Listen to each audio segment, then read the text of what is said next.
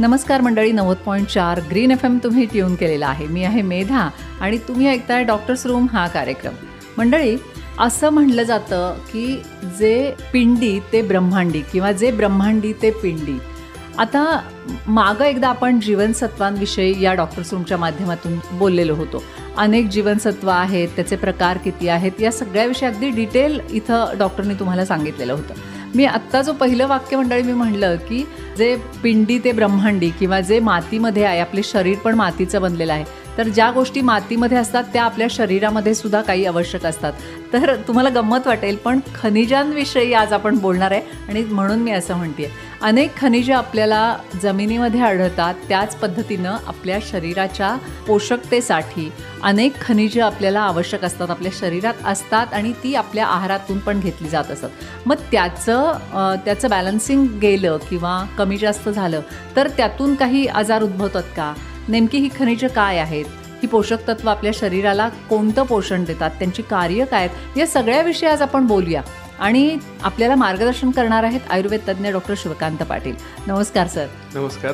मी म्हणलं तसं की जे पिंडी ते ब्रह्मांडी किंवा जे ब्रह्मांडी ते पिंडी, नेमकं खनिजांबाबत बोलायचं झालं तर काय नेमकं महत्त्व आहे या खनिजांचं आपल्या शरीरासाठी?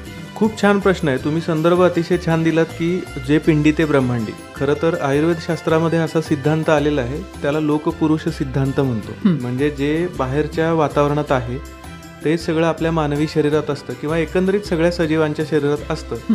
अगदी सोप्या भाषेत सांगायचं तर आपण ज्यांना पंचमहाभूत म्हणतो. बरोबर. हे पाचही ऊर्जेचे स्रोत जसे बाहेरच्या वातावरणात आहेत तसेच आपल्या शरीरात सुद्धा आहेत आणि शरीराचं संघटन हे या पद्धतीनं झालेलं असतं. हे झालं आयुर्वेद शास्त्राबाबतचं.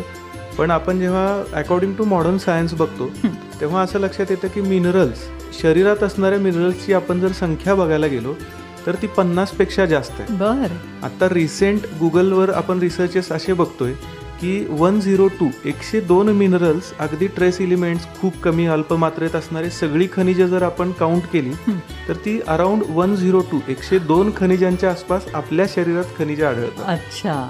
या खनिजांचे आपल्याला काही प्रकार आढळतात? हो, नक्कीच. याविषयी सांगताना आधी हे सांगावं लागेल की खनिजांची शरीरातली गरज काय आहे. तर शरीराच्या वाढीसाठी, शरीराच्या हिलिंगसाठी, म्हणजे समजा तुमचं हाड मोडलेलं आहे किंवा कुठल्या तरी पेशींना इजा झालेली आहे, तर हे भरून येण्यासाठी शरीरात जे घटक गरजेचे असतात त्यामध्ये या खनिजांचा खूप महत्त्वाचा रोल आहे. आणि त्याच्याशिवाय शरीराची जी नॉर्मल वाढ असते ही मेंटेन राहण्यासाठी खनिजे गरजेची असतात. आता या खनिजांचे एकूण 3 प्रकार आहेत, ज्याला आपण मेजर मिनरल्स म्हणतो. हा पहिला प्रकार, म्हणजे जे शरीरात तुलनेनं जास्त प्रमाणात असतात किंवा आपल्याला सर्वांना ते माहीत आहेत. यामध्ये कॅल्शियमचा प्रकार येतो. कॅल्शियम हे खनिज आपल्याला खूप लोकांना माहिती आहे. कॅल्शियम कमी झालं आणि मग हाडांमध्ये वेदना सुरू झाल्या, कॅल्शियम कमी झालं आणि म्हणून फ्रॅक्चर झालं. तर हे मेजर मिनरल्समध्ये येणारा एक मिनरल आहे कॅल्शियम. याच्याशिवाय ट्रेस मिनरल्स आहेत.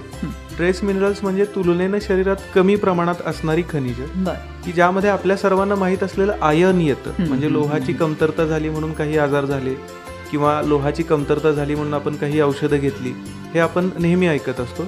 आणि याच्याशिवाय तिसरा प्रकार आहे तो म्हणजे खूप अत्यल्प मात्रेत असणारी खनिजं की ज्याला आपण trace minerals with no known functions अशा कॅटेगरीमध्ये बघतो. म्हणजे खरं तर यांची स्पेसिफिक शरीरातली कार्य अद्याप शास्त्राला माहीत नाहीत, पण तरीही हे शरीरात उपलब्ध असतात किंवा आपण यांचं शरीरामध्ये असणारी अवेलेबिलिटी बघू शकतो. आणि त्या खूप अत्यल्प मात्रेत असल्यामुळे यांचे टेस्ट किंवा यांचे एकंदरीत शरीरातलं प्रमाण याची अजून सायंटिफिक लेआउट्स आपल्याकडे नाही आहेत, पण तरीही ते शरीराच्या वाढीसाठी आणि पोषणासाठी गरजेचे आहेत. याच्यामध्ये साधारण बेरियम असेल, मर्क्युरी असेल, लीड असेल, अशी काही खनिजं येतात. या खनिजांना मी सांगितलं तसं मुळातच ही अत्यल्प मात्रेत शरीरात असतात. त्यापेक्षा जर मात्रा वाढली तर मात्र निश्चित व्याधी संभवतात.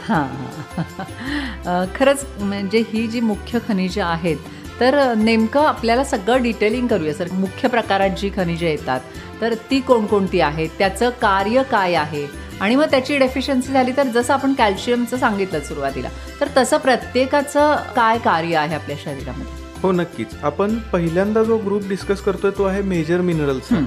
या मेजर मिनरल्समध्ये येणारी मुख्य खनिजं म्हणजे कॅल्शियम, फॉस्फरस, सोडियम, पोटॅशियम आणि मॅग्नेशियम ही मुख्य खनिजे की जी आपल्याला शरीराच्या वाढीसाठी विकासासाठी गरजेची असतात. बरोबर. आता यातल्या एकेका खनिजाविषयी थोडं विस्तृत वर्णन आपण करायचं म्हटलं तर पहिला कॅल्शियम हा शरीरातला प्रमुख खनिज घटक आहे की जो प्रौढ शरीरात साधारण 1200 ग्रॅम पर्यंत असू शकतो. आणि या 1200 ग्रॅम पैकी 98% हे कॅल्शियम हे हाडांमध्ये असतं. त्यामुळे हाडांच्या एकंदरीत नॉर्मल वाढीसाठी, विकासासाठी किंवा अनफॉर्च्युनेटली जर फ्रॅक्चर्स असतील तर ते हील होण्यासाठी म्हणजे हाड जुळून येण्यासाठी पुन्हा कॅल्शियम गरजेचं असतं. हाडांसोबतच ह्या कॅल्शियमचं महत्त्वाचं कार्य असतं ते दातांमध्ये असतं. म्हणजे तुमच्या दातांची ठेवण किंवा आपण असं म्हणूया की दातांची निरोगिता, दातांचं एकंदरीत संघटन असणं किंवा दंतपंक्ती व्यवस्थित असणं या सगळ्यामध्ये कॅल्शियमचा रोल हा फार मोठा आहे. याच्यासोबत याचा अजून एक महत्त्वाचा रोल येतो तो म्हणजे ब्रेस्ट फिडिंग मदर्स म्हणजे ज्या स्तनपान करणाऱ्या माता आहेत तर यांच्यामध्ये स्तनपान व्यवस्थित सुरू राहण्यासाठी, योग्य मात्रेत अंगावरून दूध येण्यासाठी हे कॅल्शियम गरजेचं असतं. याच्याशिवाय हृदयाची जी कार्य आहेत म्हणजे हृदयांमध्ये असणाऱ्या एकंदरीत झडपा आणि त्यातून होणारं रक्ताभिसरण या हृदयाच्या कार्यासाठी सुद्धा हे कॅल्शियम आवश्यक आहे. याच्याशिवाय रेटिना म्हणजे डोळ्यांचा आपण पडदा ज्याला म्हणतो त्या रेटिनामध्ये जे प्रकाशाचं रूपांतर होण्याची क्रिया दिसते म्हणजे एखादं दृश्य आपल्याला डोळ्यांनी दिसतं आणि त्याची संवेदना मेंदूपर्यंत जाते तर या सगळ्या कार्यामध्ये कॅल्शियमचा रोल असतो. बरोबर. आणि सगळ्यात महत्त्वाचं कार्य की जे कॅल्शियम डिफिशियन्सीमध्ये अजून आवर्जून जाणवतं ते म्हणजे स्नायूंच्या हालचाली. हाडांशी तर हे कॅल्शियम रिलेटेड आहेच आहे पण त्याच्यासोबत स्नायूंच्या ज्या हालचाली प्राकृत असायला पाहिजेत ज्याला आपण मसल मुवमेंट्स म्हणतो तर या मसल मुवमेंट व्यवस्थित सुरू राहण्यासाठी कॅल्शियम गरजेचं असतं. याचं स्रोत जे आहे ते दूध आणि दुधाचे सर्व पदार्थ, दुग्धजन्य पदार्थांमध्ये कॅल्शियम खूप चांगल्या मात्रेत असतं. आणि जे मांसाहारी श्रोते आहेत त्यांच्यासाठी एग्ज आणि फिश यामध्ये कॅल्शियमचं खूप चांगलं प्रमाण आपल्याला दिसून येतं. आता आपण हेही बघितलं की कॅल्शियमचं प्रमाण का गरजेचं आहे आणि ते जर कमी झालं तर काय होतं याबद्दल तर आपण बोलूच. पण हे जे प्रमाण आहे म्हणजे आत्ता तुम्ही सांगितलं की विशेषतः दूध आणि दुग्धजन्य पदार्थ पण आजकाल अशा अनेक गोष्टी समोर येत आहेत की डॉक्टर सांगतात की दूध टाळा. तर अशा वेळेला काय करायचं म्हणजे दूध आणि दुग्धजन्य पदार्थांना जर टाळून आपल्याला कॅल्शियमची मात्रा आपल्या शरीरात योग्य राखायची असेल तर मग आपण काय सांगू शकतो? ही खनिजे जी आहेत ना ही मुळात आपल्याला शरीरातून मिळणारी पोषक घटक द्रव्य आहारातून मिळणारी शरीराला अशा स्वरूपाची. बरोबर. तर आपल्याला जर याचे जे सोर्सेस आहेत म्हणजे बऱ्याचदा असं होतं की पोटाचे काही विकार असतील, पचनाशी संबंधित काही तक्रारी असतील किंवा आता लॅक्टोज इंटॉलरन्स नावाचा एक प्रकार आलाय की दुधाचीच ॲलर्जी असणं या प्रकारात तुम्हाला बऱ्याच वेळा डॉक्टर दूध अवॉइड करायला सांगतात. तर अशा कंडिशनमध्ये बऱ्याचदा त्या पेशंटमध्ये कॅल्शियम डेफिशियन्सी दिसायला लागते कालांतरानं. बरोबर. ज्यावेळी तुम्हाला दूध अवॉइड करायला सांगितलेलं असतं त्याचवेळी बऱ्याचदा ते डॉक्टर तुम्हाला कॅल्शियम सप्लिमेंट म्हणजे टॅबलेट किंवा आपण ज्याला जेली म्हणतो अशा स्वरूपाचे कॅल्शियम सप्लिमेंट सुरू करतात की जेणेकरून डेफिशियन्सी डेव्हलप होऊ नये. पण पुन्हा जर याच्या मूळ कारणाविषयी चर्चा करायची झाली तर एकंदरीत असं दिसतं की लॅक्टोज इंटॉलरन्स हा जो प्रकार आहे हा तुमच्या आतड्यांच्या किंवा एकंदरीत पचन संस्थेच्या कमकुवततेमुळे आलेला प्रकार असतो. म्हणजे बऱ्याचदा ते जर आपण ट्रीट केलं तर हा इंटॉलरन्स निघून जाताना सुद्धा दिसतो. म्हणजे बऱ्याचदा ही ॲलर्जी लाईफ लॉंग राहत नाही. त्यामुळे कॅल्शियमसाठी दुसरा सोर्स शोधण्यापेक्षा मी श्रोत्यांना असं सजेस्ट करेन की आधी आपली पचन संस्था व्यवस्थित दुरुस्त करून घेणं जास्त गरजेचं आहे. कारण शेवटी असं आहे की आम्ही नेहमी आमच्या रुग्णांनाही सांगत असतो की शरीरातून स्रवण झालेले पदार्थ, शरीरातून स्रवण होणारे एंडोक्राईन सिक्रिशन्स आणि त्या सिक्रिशन्सना आपण बाहेरून घेतलेले सप्लिमेंट्स याच्यामध्ये नेहमी फरक राहतो. कारण शरीरानं स्वतः एखादी गोष्ट तयार करणं आणि ती आपल्या पॅथोफिजिओलॉजीमध्ये रिलीज करणं ही खूप प्राकृत गोष्ट आहे. ही मुळात ही नॅचरली होणारी गोष्ट आहे. याचे दुष्परिणाम काहीच उद्भवत नाहीत. परंतु जर आपण सप्लिमेंट्सवर डिपेंड राहायला लागलो, फॉर एक्झाम्पल लॉंग टर्मसाठी जे कॅल्शियम सप्लिमेंटवर डिपेंड राहतात तर त्यांना नंतर किडनी स्टोन उद्भवताना आपल्याला दिसतात. तर त्याचे दुष्परिणाम उद्भवू शकतात. त्यामुळे सगळ्यात सोपा पहिला पर्याय असा की आपली पचनसंस्था दुरुस्त करून इंटॉलरन्स ट्रीट करणं. तो होत नसेल काही केसेसमध्ये तर आपल्याला सप्लिमेंट्स घ्यावे लागतील. बरोबर. अतिशय उत्तम उत्तर दिलेलं आहे सरांनी. कारण आजकाल अनेक लोकांना हा दुधाचा प्रॉब्लेम येतोय आणि हे जाणवतंय आपल्याला. तर मंडळी आत्ता जसं डॉक्टरनी सांगितलं तर तशा पद्धतीनं आपलं पचन चांगलं असणं किती महत्त्वाचं आहे हे तुमच्या लक्षात आलं असेल. आणि त्यासाठी काय काय करायचं हे ग्रीन FM च्या माध्यमातून आम्ही वारंवार तुम्हाला सांगतही असतो. या पद्धतीनं आणखी हे कोणकोणती खनिजं आणि त्याची निर्मिती, त्याचे स्रोत काय आहेत, त्याची कार्य काय आहेत, याविषयी बघूया. आपण एक ब्रेक घेऊया आणि त्यानंतर जाऊया.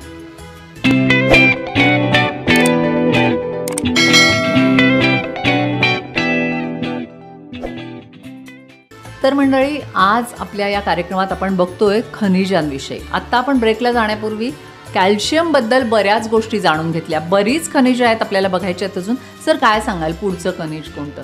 पुढचं जे मेजर मिनरल कॅटेगरीमधलं जे खनिज येतं ते आहे फॉस्फरस, की जे तुमच्या शरीरातल्या दातांना आणि बोन्सना म्हणजे हाडांना हेल्दी ठेवण्यासाठी पुन्हा ते गरजेचं आहे. त्याच्यासोबत शरीरातल्या ज्या रक्तवाहिन्या आहेत, ब्लड व्हेसल्स आहेत, यांच्या कार्यासाठी फॉस्फरसचं खूप महत्त्वाचं काम आहे. हे फॉस्फरस आपल्याला बऱ्याचदा हिरव्या भाज्यांमधून मिळतं. तो त्याचा सगळ्यात रिचेस्ट सोर्स आहे. आणि हाय प्रोटीन डाएट जसं की फिश असतील किंवा मीट असेल, याच्यासोबत नट्स असतील, पण शेंगदाणे वगैरे अशा ज्या पदार्थ आहेत त्याच्यामध्ये आहेत. आणि बीन्समध्ये हे असतं. याच्याशिवाय पुढचं खनिज आहे ते म्हणजे सोडियम, की जे सोडियमच्या बाबतीतली विशेषता अशी आहे की बाकी सगळी खनिजं ही शरीरातल्या घन भागांमध्ये जास्त आढळतात, जसे मांस असतील किंवा अस्थी असतील. पण सोडियम हे शरीरातल्या सर्व द्रव पदार्थांमध्ये आढळतं आणि तिथं ते गरजेचं आहे. या सोडियमचं जे शरीराला अपेक्षित प्रमाण आहे हे शरीरात आपल्या मिठाच्या स्वरूपात बऱ्याचदा जात असतं, जे पोषक आहे किंवा जे असणं गरजेचं आहे. आणि हे शरीरातून बाहेर पडताना घाम किंवा मूत्राच्या माध्यमातून हे बाहेर पडत असतं. म्हणजे शरीराला जे अतिरिक्त झालेलं सोडियम आहे हे घाम आणि मूत्राच्या माध्यमातून बाहेर पडत असतं. आता हे जे सोडियम आहे की जे द्रव धातू म्हणून शरीरात दिसतं, हे किडनीचं नॉर्मल फंक्शन राहण्यासाठी खूप गरजेचं आहे. बरोबर. म्हणून आपण बऱ्याचदा बघतो की किडनी फेल्युअरमध्ये रिपोर्ट्समध्ये आपल्याला हे सगळे मिनरल्समध्ये वृद्धी झालेली दिसते आणि मग आपण त्याला किडनी फेल्युअर आहे आणि त्याला ट्रीटमेंटची गरज आहे असं सांगतो. या सोडियमच्या डेफिशियन्सीनं म्हणजे याची जर कमतरता शरीरात झाली तर अनव्हॉलंटरी क्रॅम्प्स येणं, म्हणजे एखादा पाय थरथरणं, हाताच्या ठिकाणी मसल्समध्ये थरथर जाणवणं, गोळे येणं, हा जो प्रकार आहे हा सोडियममुळे दिसू शकतो. याच्यानंतरचं तितकंच महत्त्वाचं मिनरल आहे ते म्हणजे पोटॅशियम. पोटॅशियममध्ये सगळ्यात महत्त्वाचं आहे की तुमच्या ज्या नर्व्ज आहेत, म्हणजे एकंदरीत मेंदू आणि मज्जारज्जूची संस्था आहे, ही व्यवस्थित कार्यरत राहण्यासाठी हे अत्यल्प मात्रेत असणारं खनिज खूप महत्त्वाचं आहे.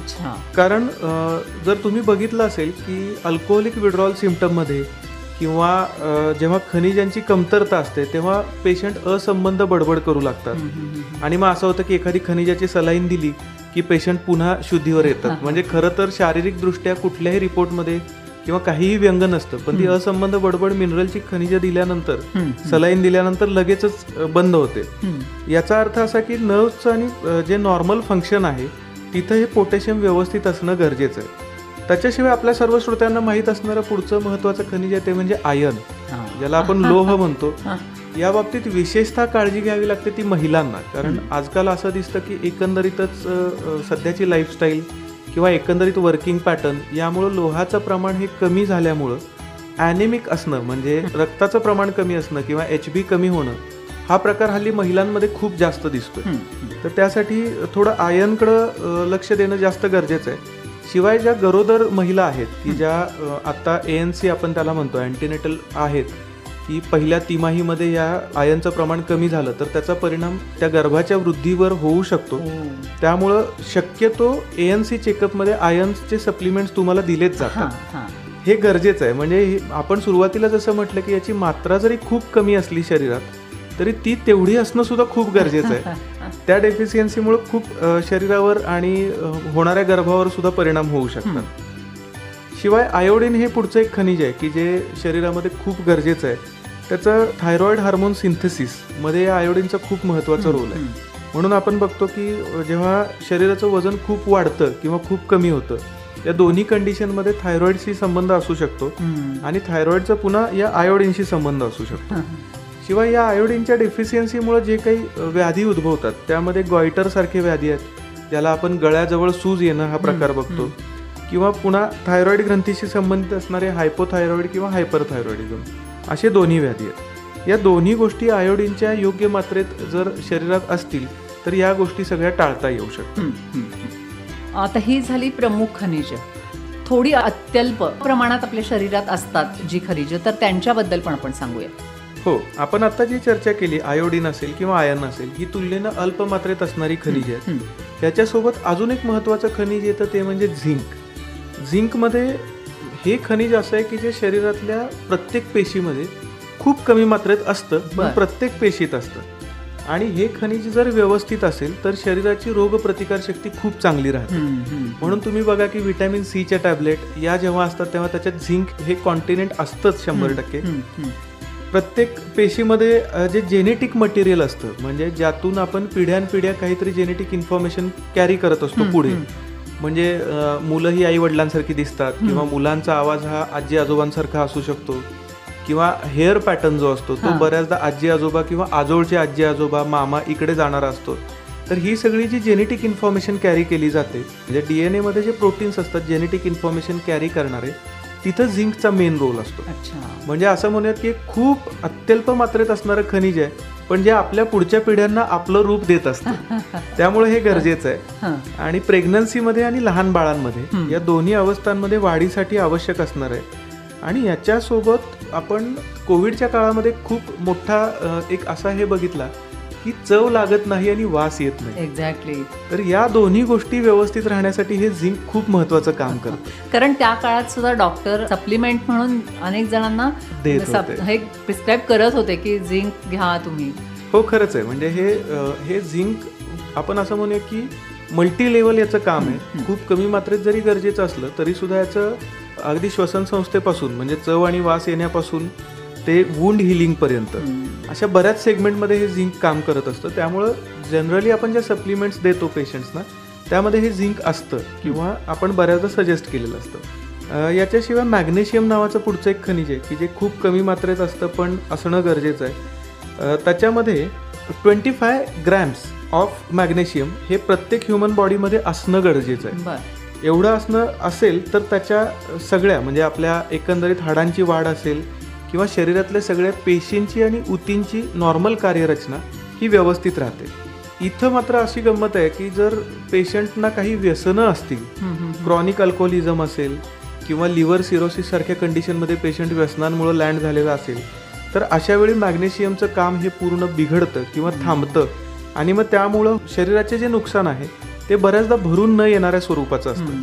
म्हणजे लिव्हर सिरोसिस नंतर जे पुढचे मल्टी ऑर्गन फेल्युअरमध्ये जाणारे पेशंट असतात, तर या पेशंटमध्ये बऱ्याचदा मॅग्नेशियमचं प्रमाण खूप अत्यल्प असतं किंवा नसतं असं लक्षात येतं. त्यामुळं इरिटेबिलिटी येणं किंवा आपण असं म्हणूया की ओव्हर ॲक्टिव्हिटी येणं, की अतिरिक्त हालचाली करणं, हे प्रकार या मॅग्नेशियमच्या अभावामुळे होऊ शकतात. आता हे सगळं तुम्ही सांगितलं सर की या सगळ्यांचं प्रॉपर प्रमाण आपल्या शरीरात असतं, आपण जो आहार घेत असतो त्यातून आपल्याला मिळत असतं. पण याची कमतरता जर झाली, आत्ता आपण जो तिसरा गट बघितला, तर त्यांची कमतरता झाली आहे ह्याच्यासाठी काही टेस्टिंग असतं? हो, आता जनरली असं आहे की याच्या संदर्भातल्या ज्या टेस्ट आहेत या एखाद्या केसमध्ये जेव्हा आपल्याला डायग्नोसिस करण्यासाठी गरजेचं असतं तेव्हा आपण या सगळ्या टेस्ट करतो आणि मग त्याचे परिणाम दिसतात. ओके. म्हणजे एरवी आपण जसे कोलेस्ट्रॉल सारखे घटक असतील किंवा HB सारखे घटक असतील की वरचेवर आपण जाऊन लॅबमध्ये तपासून घेऊ शकतो आणि मग आपल्याला त्याचं प्रमाण व्यवस्थित आहे की नाही कळतं. तर हे जे खूप अत्यल्प मात्रेत असणारी खनिजे आहेत यांचं जेव्हा कार्य बिघडतं तेव्हा शरीरात काहीतरी बिघाड होऊन आजार उत्पन्न होतात आणि मग त्यांचे कन्फर्मेटरी डायग्नोसिसमध्ये याची तपासणी जनरली होते. त्यामुळं आपण श्रोत्यांना असं सजेस्ट करूयात की डेफिशियन्सी येईपर्यंत वाट न बघता आपला आहार चौकस ठेवा. एक्झॅक्टली, मी याच मुद्द्याकडे वळणार होते. कारण समजा सगळं आपलं शरीर जे आहे त्याची निर्मिती जी झाली आहे, तर आता आपण दरवेळेला इथं डॉक्टर्स रूमच्या माध्यमातून ऐकतो की आपली बदललेली जीवनशैली. मंडळी, हा एक इतका मोठा आपल्या आयुष्यातला मुद्दा झाला की बदललेली जीवनशैली कितीतरी आजारांना आपल्याला सामोरं नेते आणि मग आपण खाडकन जागे होतो. जोपर्यंत आपण म्हणतो ना काही होत नाही, सगळं ओके आहे, तोपर्यंत आपलं लक्ष नसतं. तर नेमकं आपला आहार योग्य प्रमाणात पाहिजे म्हणजे कसा पाहिजे, काय सांगाल? खूप महत्त्वाचा प्रश्न आहे. कारण आत्ता आपण असं बघतो की बऱ्याच डिफिशियन्सी या लाईफस्टाईल रिलेटेड आहेत. असं असताना मी म्हटलं आहार चौकस असणं गरजेचं आहे. म्हणजे काय असावं की आता खरं तर आपण हा आजचा जो विषय चर्चा करतोय हा अकॉर्डिंग टू मॉडर्न सायन्स आहे. पण अजून थोडं आयुर्वेदाच्या बाबतीत यात मार्गदर्शन करताना मला असं सांगावंसं वाटतं की आयुर्वेदामध्ये 6 चवी सांगितलेल्या आहेत, ज्याला आपण बोलीभाषेत षड्रस म्हणतो. बरोबर. या 6 चवी आपल्या आहारामध्ये समाविष्ट असणं गरजेचं आहे. म्हणजे हल्ली आपण असं बघतो की लहान मुलांचा लाड खूप झालेला असतो किंवा त्यांना एकाच टेस्टची खूप आवड असते. फॉर एक्झाम्पल, आंबट आवडणारी लहान मुलं असतात की ती इतकं आंबट खातात, त्यामुळं मग खूप लवकर केस पांढरे होणं, खूप लवकर दातांची झीज सुरू होणं किंवा दात हलणं हे प्रकार सुरू होतात. म्हणजे या 6 चवी शरीरात गरजेच्या आहेत, पण म्हणून एकाच चवीचा अतिरेक करून नाही चालणार. अगदी बोलीभाषेत सांगायचं तर जेवायला बसलोय आणि मी फक्त श्रीखंड पोटभर खाऊन माझं जेवण झालं असं होत नाही. जसं गोड गरजेचं आहे तसं तिखट गरजेचं आहे, तसं तुरट गरजेचं आहे, तसं आंबटही गरजेचं आहे आणि खारटही गरजेचं आहे. पण या 6 चवींचा वेल बॅलन्स असणारी, प्रमाणामध्ये सर्व काही असणारी थाळी, म्हणजे आपण ज्याला रोजच्या जेवणाची थाळी म्हणतो, ही व्यवस्थित जर असेल तर तुम्हाला बऱ्याचदा या सगळ्या डेफिशियन्सी, कुठलीही औषधं, कुठलीही सप्लिमेंट न घेता सुद्धा या डेफिशियन्सी काही डेव्हलप होत नाहीत. आता आपण मगाशी लॅक्टोज इंटॉलरन्सचा विषय बघितला की दुधाची ॲलर्जी असणं. मुळात दूध हा आजन्मसात्मी असणारा प्रकार आयुर्वेद सांगतो. म्हणजे जन्मल्या जे बाळ पहिला द्रव शरीरात घेतं ते दूध आहे. बरोबर. म्हणजे अगदी पाणी आपण बाळाला चाटवायला किंवा पाणी द्यायला सुरू करायच्या आधीपासून बाळ हे आईच्या दुधावर जगत असतं, वाढत असतं आणि डेव्हलप होत असतं. त्यामुळे आजन्मसात्म्य म्हणजे जन्मलेल्या क्षणापासून जे घेऊ शकतो आणि जे पचवू शकतो असं असणारं हे दूध आहे. आणि जर तुम्हाला लॅक्टोज इंटॉलरन्स डेव्हलप होत असेल तर आपण असं म्हणायला पाहिजे की नुकत्याच जन्मलेल्या बाळापेक्षा पण तुमची पचनशक्ती कमकुवत झाली आहे. याचा अर्थ दोष दुधात नाही आहे, दोष आपल्या पचनशक्तीमध्ये. आणि म्हणून बऱ्याचदा असं होतं की दूध या एका घटकातून बरेचसे व्हिटॅमिन्स, बरेचसे मिनरल्स आपल्याला मिळू शकतात.